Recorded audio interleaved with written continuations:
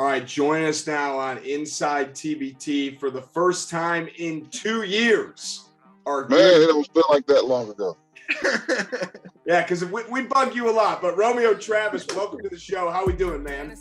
I'm good. How are you? I'm trying to go do my philanthropy thing on a Saturday morning, going to help pass out food for the Dale program here in Akron. So sorry I'm in the car, but I'm really trying to do everything today, trying to squeeze it all in. So my apologies, I'm not at home or somewhere in my office, somewhere sitting down talking to you guys.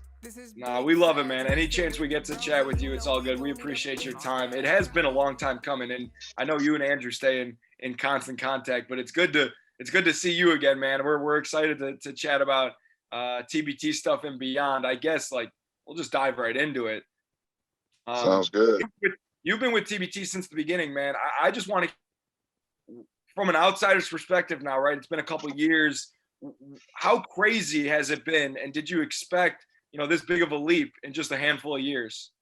I didn't expect it, but I am glad to see it.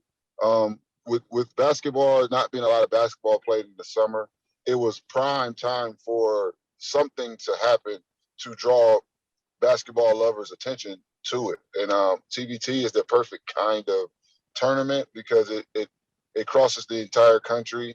There's money involved, and there's former greats involved, or still some current greats still involved. So it's covering all its bases as far as ways to grab attention. So I'm not surprised by it, but I'm actually just more happy that it's happening, and it's giving people opportunity to showcase their skills that may not have a chance to. Yeah. So are you officially retired even from TBT? It's not official. I play 3 times a week now. So I'm not officially retired. I feel like that I can still play. Am I going to play?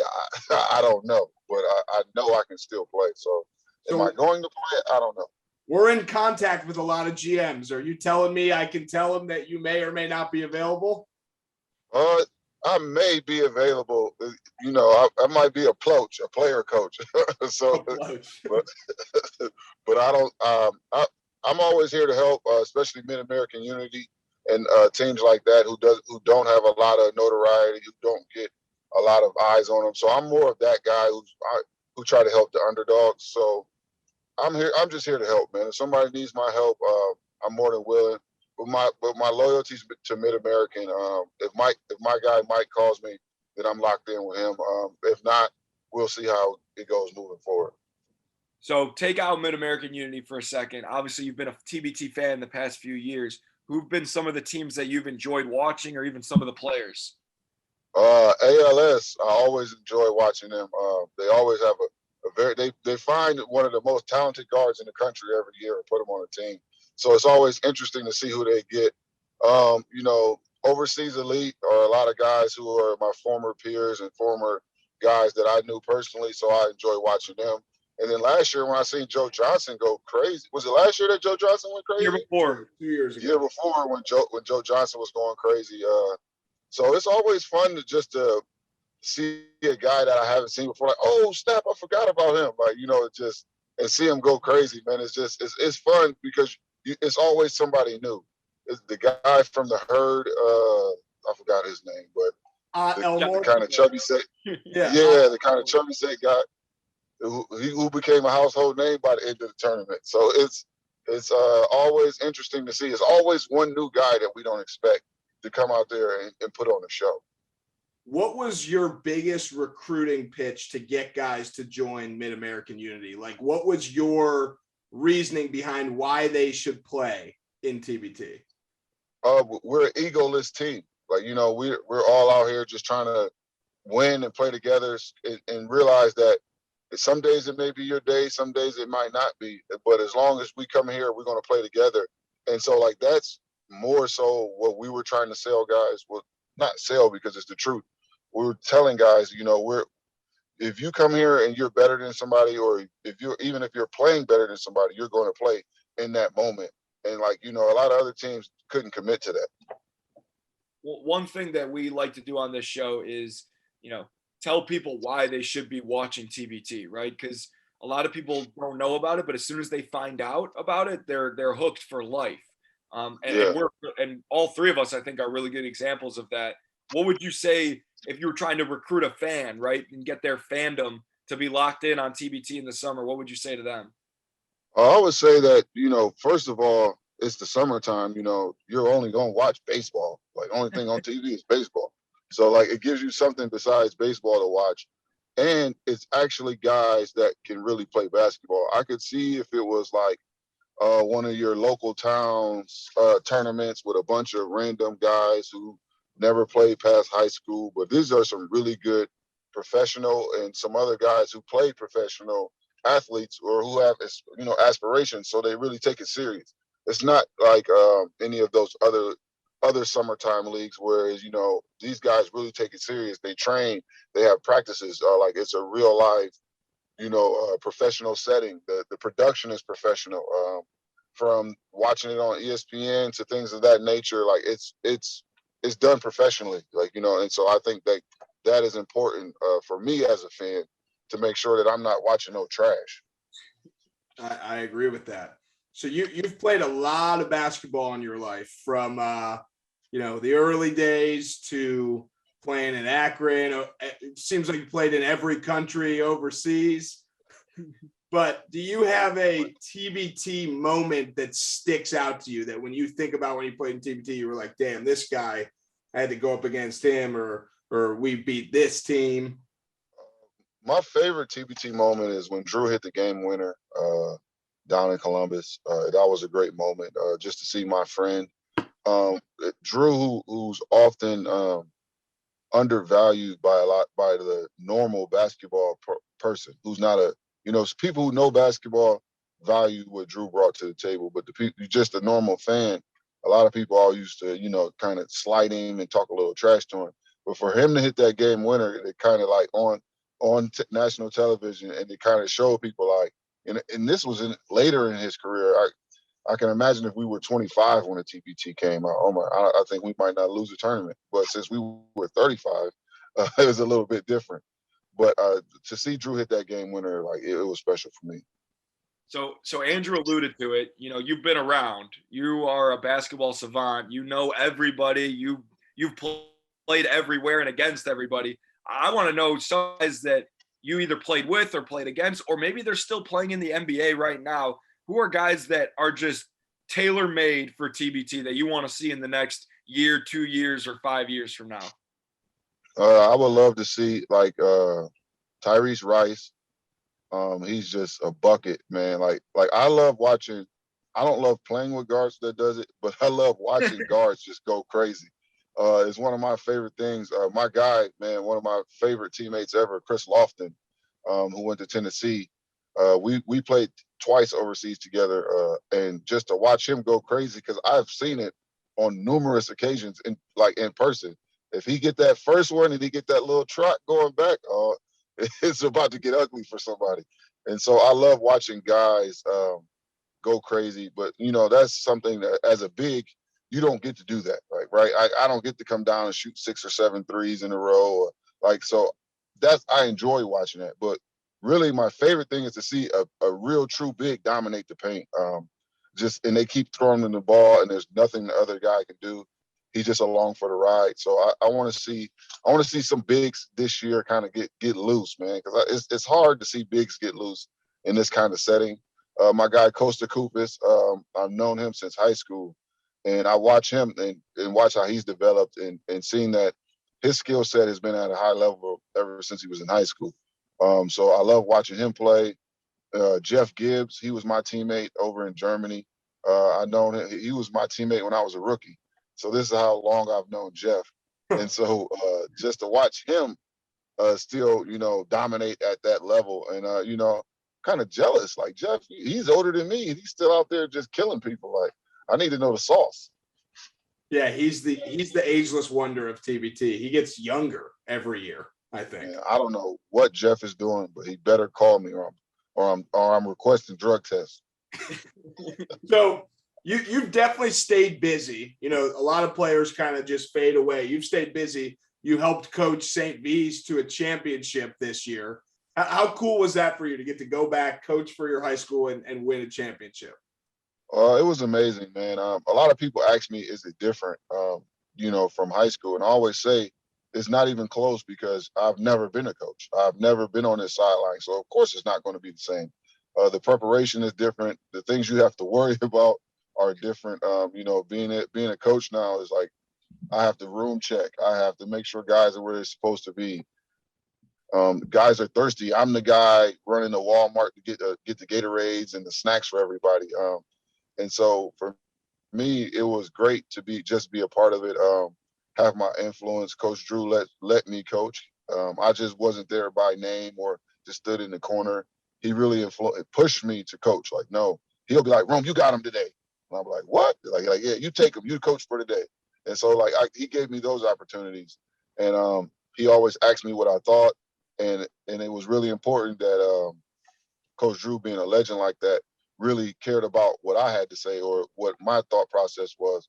So it was a great opportunity for me, and I'll be forever grateful for Coach Drew for not only allowing me to coach, but for allowing me to have a influence as well.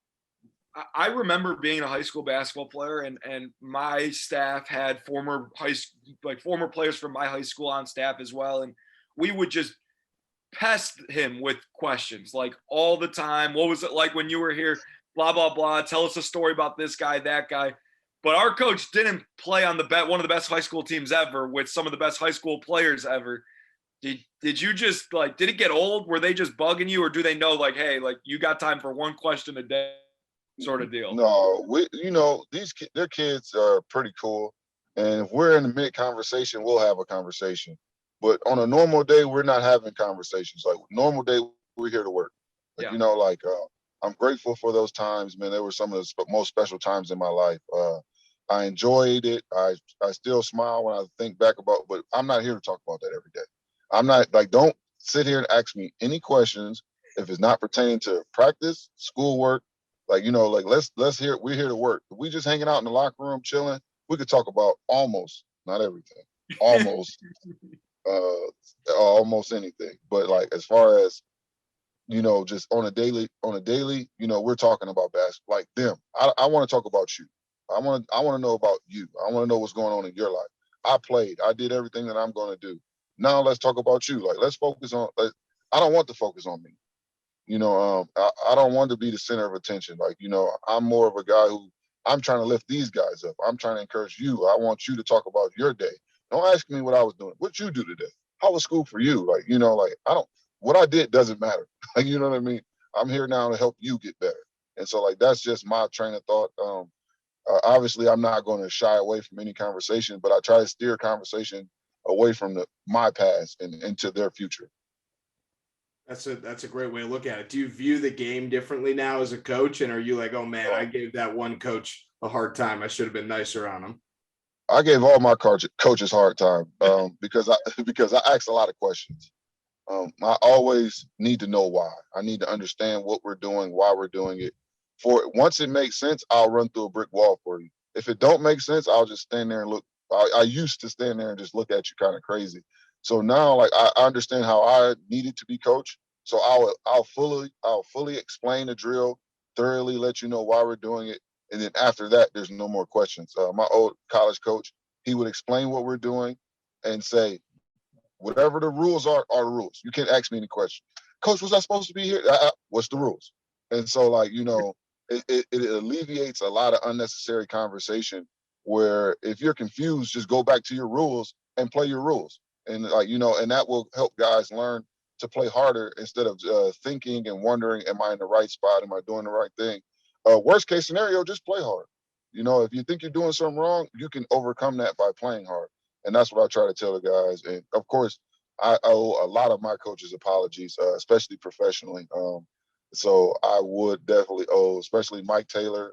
I'll name him by name. I owe him an apology because I was hard to handle when I was younger. One thing I would be remiss if I didn't ask you, just while we have you, is obviously a local Columbus legend now, but also a St. V guy, Malachi Branham, off to the NBA. It sure seems like he's 99% gone. Very bittersweet as an Ohio State alum, as an Ohio State fan, but like the dude is unbelievable. I'm assuming you got a chance to watch a lot of his games. What do you think about his professional career? Me and Malachi used to work out together 3 years ago when he was going to be a junior. So we would just come get shots up together. I love his patience. I love his pace. He gets to his spots. He doesn't do what he can't do. And those are very important, especially for guards. He never showcases the things that he can't do.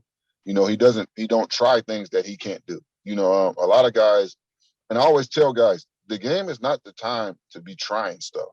Like, don't get out here and try nothing. Like, you know what I mean? Like, this is for sure. Like, for me, I know for sure that if I do something, I'm going to make this shot. Like, this is my shot. And so, like, I've never understood this, why guys get in the game and try to shoot things that they never shot, things that they never worked on. Because it's, you know, more times than not, at the best shooters shoot 50%. Like, you're going to make half your shot. And that's on the stuff you actually practice. How about you shooting 30, 20% on the stuff you never tried? Like, it literally makes no sense. So I don't understand why people do that. But he don't do that. Like, and he's a great player. And his patience, his poise, his attention to detail, and his work ethic is what's going to set him apart. And I think he has a great opportunity to go later in the draft to a better team that's not going to rely on him, so he can actually grow even more into being a better NBA player. So, one, I think it'd be cool if he ended up on the Cavs, because I think that's a possibility.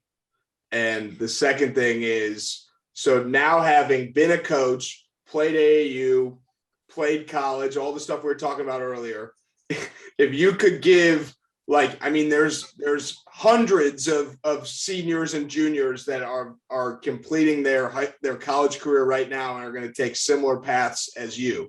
What is your, like, number one piece of advice to give, you know, the 21 and 22-year-olds who are just beginning their professional basketball career? Now that you have your full, I'm sure you would have said something different at 26 than you would now. For sure. Do your research. Do your own research. So, for instance, when I say that, I mean, if I'm going to go play professional and the coach calls me and he says, "Oh, Romeo, we're going to give you the ball every time. We're going to play through you. You're the man, blah, blah, blah, blah, blah." Okay, coach, what I'm going to do is I'm going to go look at the past 4 or 5 years of power forwards that he had. One guy averaged 8, other guy averaged 6, one guy averaged 4, one guy averaged 2. I don't see how you, being a coach, can totally flip everything you've ever done to tailor-made for me. You know, and I'm not saying and I always looked at myself as, I knew myself. I'm a pretty good player. I'm not going to go out here and average 25. I'm going to get you somewhere between 12 and 15 points a game. So, like, I know myself. So if you don't have a guy that ever in your coaching career averaged 12 to 15 points, I don't think that's the best spot for me. Like, you know what I mean? So, like, a lot of people, they don't do their research. They don't look at a coach like, "Oh, I'm a point guard. I average 20. Well, every point guard he ever had averaged 6 and 6. So you think you're going to be that guy that just comes in and change this guy everything he's ever done? I don't think so. You know, like, that's just me personally. Like, maybe you're good enough to do that. I don't know. So do your research would be number one thing that I suggest. Number two, go somewhere that you're wanted, like, not accepted or tolerated. Go somewhere, like, you know, when I went to Akron, other bigger schools were sniffing around, but nobody would commit. So I wanted somewhere where I could, 1, play right away, 2, somewhere where I was wanted, and 3, somewhere I was comfortable. Like, I was comfortable in Akron. I'm from Akron. I'm comfortable here.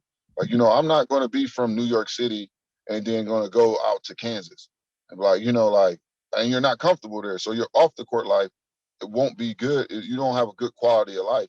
And they both affect each other. This is something that I've learned, that your on the court affects your off the court, and your off the court affects your on the court. So if your off the court life is not a good quality of life, your on the court life will struggle a little bit. And if your on the court life is struggling, your off the court life is going to struggle a little bit as well. So you have to find that balance. I could write a book about what I think, but what mostly important is do your research on the coach and the staff. Find somewhere that you're comfortable, and go somewhere that, if you want to play right away, or you think you go somewhere where you're going to play right away. Don't go somewhere where you don't know if like you're going to play or not, and then when you don't play, you're upset and you want to transfer. Like, you know, these are conversations that need to be had. Am I going to play? If they don't give you a definite yes, you're playing, then take that as a no. Like, you know, a lot of guys, well, he said I can compete for a spot. That's not a yes. Like, you know, like that's not a I need a coach. Am I going to play? My coach, when I was 33, 32, my coach was like, I don't like your game. I'm only going to play you sparingly, 10 to 15 minutes. And he was honest with me. And I said, Coach, I can't stay here. I'm too old to be playing 15, you know, because next year my pay is going to take a dip. I need to go somewhere I can play. And so, like, we had that honest conversation. And like a lot of these kids, they don't have these honest conversations. They tiptoe around it. They kind of want to know, they kind of don't. But you need to go somewhere where you can find out, am I playing or not? Mm-hmm. No And doubt. so those are my three things. No, that's huge. I wish I would have talked to you 4 years ago, but that's neither here nor there. No, I'm trust me, I'm happy with my decision. But anyway, obviously it's TBT season, but it's also AAU season. It's also NBA playoffs. We got a couple more questions before we let you go. You were going crazy on Twitter yesterday before we had you on with all these different AAU stories, including one about Chris Bosh and, you know, and LeBron getting on you about this and that. And I mean, we can't let you go. You're being nice. You're being nice. He got dunked on by Chris Bosh after Brown said, "Don't fall for the pump fake." People follow him on Twitter. They know. And so I literally, like, you know, there's a ton of stories like that on the court and off the court, you know, off the court. So every year we were in Adidas big time, and they had a curfew during this time. So, like, if you're under 18, you're not allowed on the strip after 11 o'clock, you know. And so we're all walking on the strip, and the police come and just stop everybody, like, hey, where you going, blah, blah, blah. And so we get to, you know, I get to lying. And like, yo, yeah, I'm 18. I'm just walking. These are my little brothers. And so I ended up getting arrested in Las Vegas. Like, just at 16, just lying for no reason. And so those, like, man, we would just do wild stuff. Like, we would, because they would pass out like little prostitute pamphlets, like where you're walking around, and we would call them to other people's rooms and just watch them come and knock on the door and just like, yo, you owe me some money for it. Like, yo, we would do stuff like that in our AAU time, man. So it was a crazy time, man.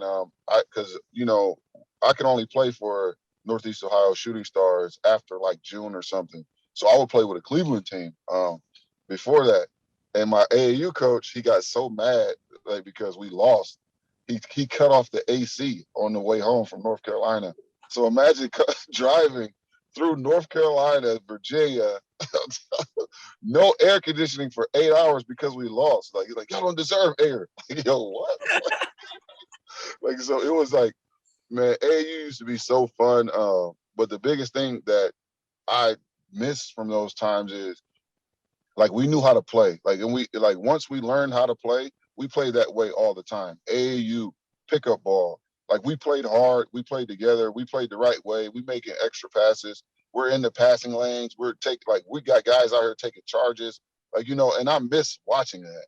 Like, I miss the effort. Like, you know, like we had a guy this year named Ethan Connery. He just out-effort everybody. Like, you know, like, in his mind, he can guard LeBron if he needed to. Like, he would just go out there and just go crazy and try his hardest. And I miss that. Like, you know, fail or succeed, he got up and just kept trying. And I miss seeing it. Like, I miss that being the norm.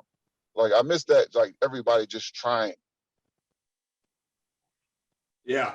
Was there ever a star player, or maybe even not a star player, like maybe a guy that didn't go on being a star, that just dominated you guys and you had no chance, that you remember and you're like, this guy is now doing this, or this guy's now in his 20th year in the NBA? Man, we had a guy that named Billy Edelman. He gave us 29 points on 12 for 12 shooting. Like, it was the most with 0 jump shots.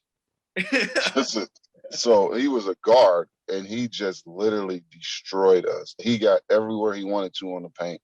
He was so good. I've never seen a guy get to his spots and make shots like that. Like, on that, like 12 for 12, like that was crazy. And so Leon Poe, he played in the NBA, but man, Leon, man, he was, before the knee injuries, they had a play and all they would do is this, like, and he would bring the ball up and the guard would set a pick and roll for him.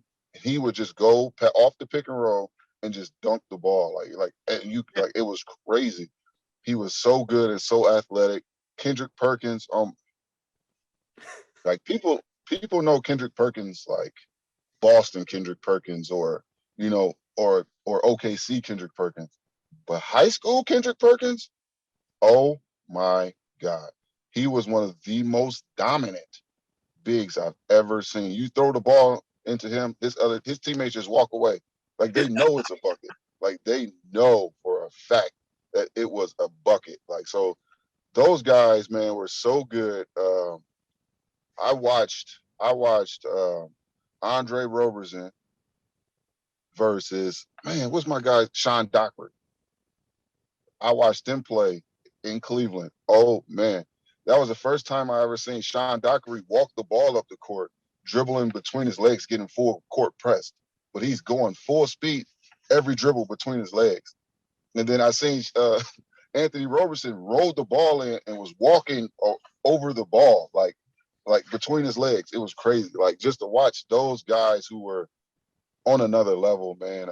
Olu Fatimi from who went to Oklahoma. Like, he was from Michigan. He dunked on me so bad one time in Cleveland. Man, it was just like those memories, because back then I would play against LeBron sometimes, and I actually dunked on him one time in Cleveland. And we need the footage. We need the footage. Man, that's back when there was no AAU footage. I dunked on him, and then the very next play, he break his guy down, and I'm like, oh no, you ain't dunking on me. So I help super early, and he dishes it to Olu, and I try to get back to Olu, then I get dunked on.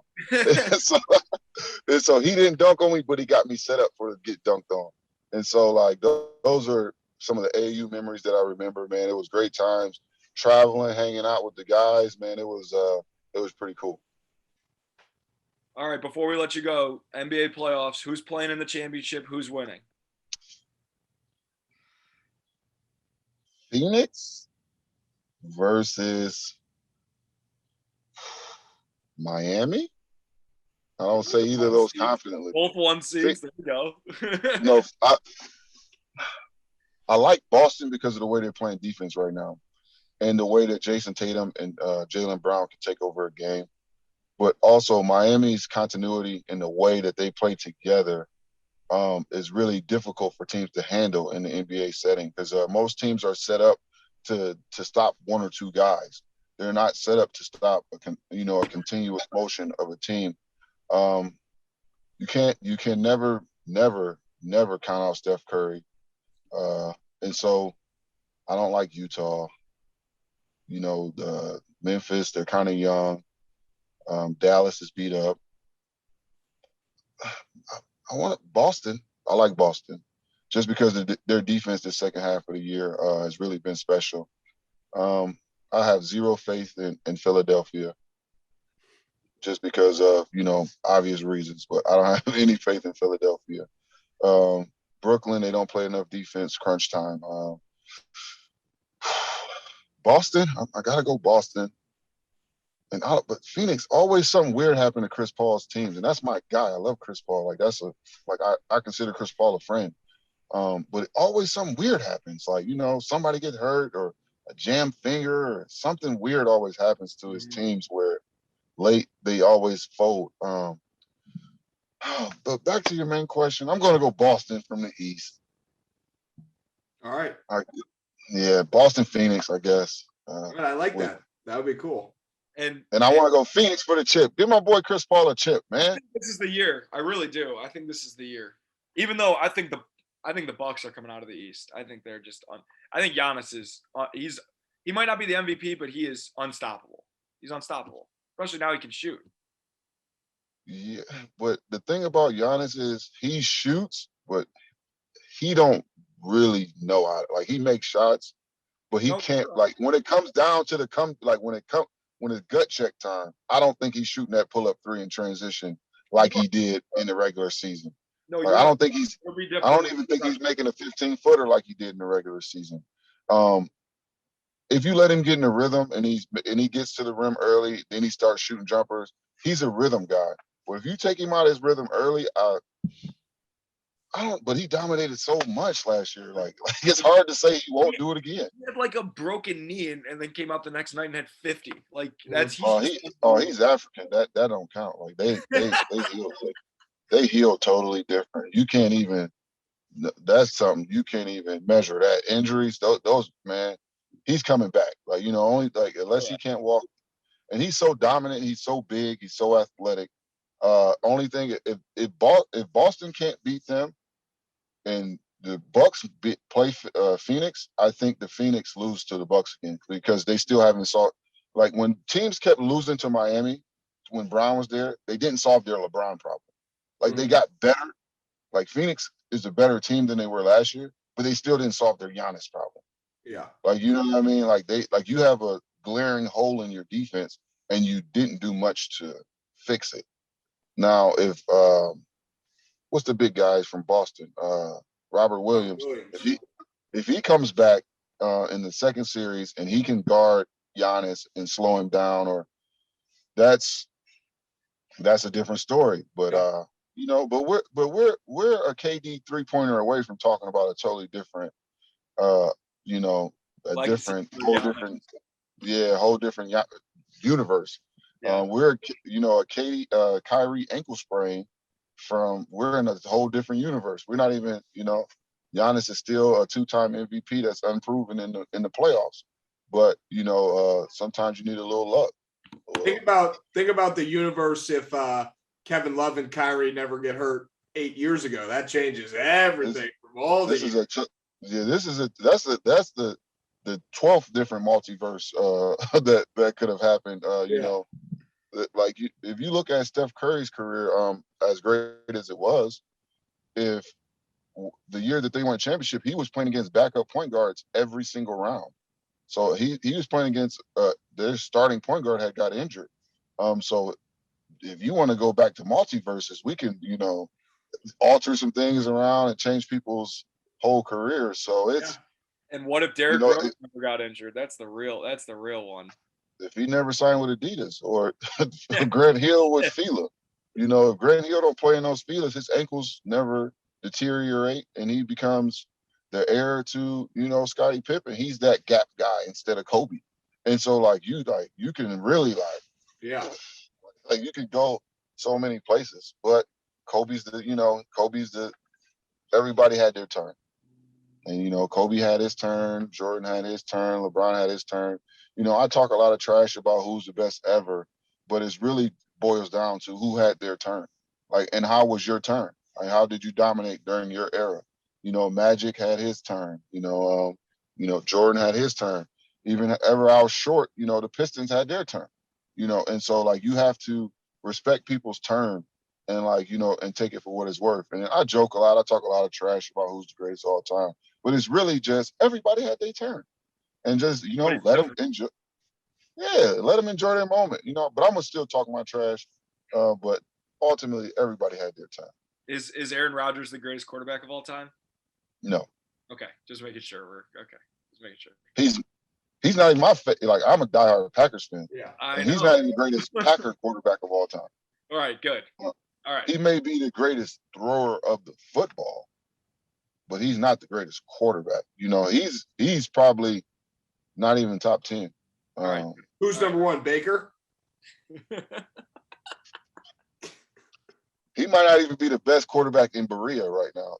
So, no. Wait, Rome, I got one more question for you. But the first thing is I want to tell a quick funny story. Joey, I don't know if you know this. Romeo was potentially planning a Chicago trip for Bulls-Lakers, and then LeBron got hurt, and every single player on the Bulls was out with COVID. And he texted me, he's like, I think I'm gonna skip the Chicago trip for Bulls Lakers because everyone ended up being out. So that's my funny little story. My final question for you, Rome.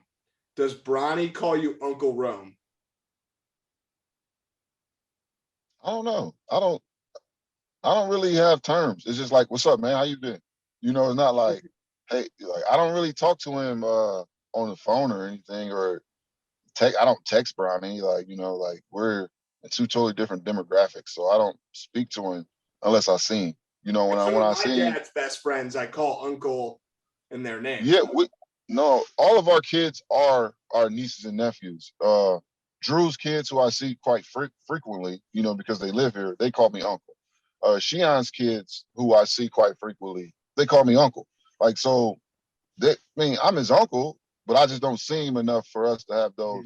Like when we're visiting Brian, he'll be like, "Hey, come down here and see your uncles." You know, it's not like they're like, "Hey, Uncle Rome." Like, I don't even know if I want him to say that to me because I don't even really feels kind of weird when you say it out loud. But when I see him, it's always, you know, we just have a conversation, ask him how he's doing and all that stuff. But all my friends' kids either call me uncle or just, you know, or Rome or, you know, family. I don't know. We don't really have terms. Like, you know, like our terms are really just how I treat you or how you treat me. Like, you know, I treat you like you're my nephew. I treat you like we're family. So we don't really need terms. But all my friends, yeah, I guess they do. They all do. Like, yeah. Because I see Drew's kids, they're like, Uncle Rome. So, yeah. All right, Rome. Last question. You know how we end all our shows. Now it's sponsored. The last question. It's the Caddy Splash question. Yeah. We'll get you. You golf at all, Rome? Yes. All right, we'll get you a Caddy Splash. I'm not good. I'm not good, but I do golf. Good. And then you need one because it cleans your clubs, and I'm guessing your clubs get dirty. Yeah, for sure. It's a lot of grass on mine. So the last question, obviously, you know, do you have any questions for us? Do I have any questions for you? Yes. One, how long have you been growing that facial hair, Joey? What's going on? I just got a haircut and beard trim yesterday. It was longer. So you're committed to it. You don't like it? No, I don't dislike it. I just ask you, hey, it actually makes you look a little more mature. Yeah, I've always got, ever since like my sophomore year of college, I've always had a little bit of facial hair, just a little bit. I don't grow it up to my cheeks up here. Well, you know, so I just a little bit of facial hair, faded from my haircut and stuff, like just a little bit. It look good on you though. Thank you. So I appreciate that. Where is the TBT championship going to be this year? Is it Columbus? Dayton. That's a little far. Columbus is close. We got a seat for you. That's 4 hours. That's crazy how that's 4 hours. 3.5, 4 hours. So, yeah, because Ohio is this weird state. So you got to go like northeast, southwest. You got to go all the way through the state. Columbus is 2. So if it was Columbus, I guess doable. But I may come to Dayton. I may play. I don't know. Just depends on how my right knee feels. Like, you know, my body feels great. I play 3 times a week. I'm in decent shape now. Definitely can ramp it up a little bit if I decide to play. I haven't closed any doors, but you know, you're too young to play on the Lakers. Man, you know what? I'm right in the same age group as everybody else. Actuality, if they need me, I'll get in shape for that. You know, but I'll get in shape for that. No, I think the Lakers are going to have a totally new team. They went a little heavy on the vets because you know veterans don't really play a lot during the regular season at their peak, at their optimum performance level. I'll say that, and so. If you get younger guys who can kind of carry you through the season, who's going to play hard every night, who's going to do the little things, it'll be easier for that. But yeah, I got to go in here and pass out some food. So thank you guys. No, thank you, man. This was above and beyond what we wanted. This was perfect. Romeo Travis, me and LeBron share a best friend, and it's Romeo.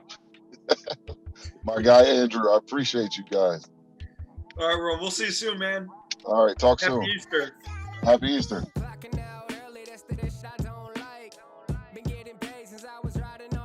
Hit the pedal with the 8th, hopping on the 9th flight. I've been chilling out of sight.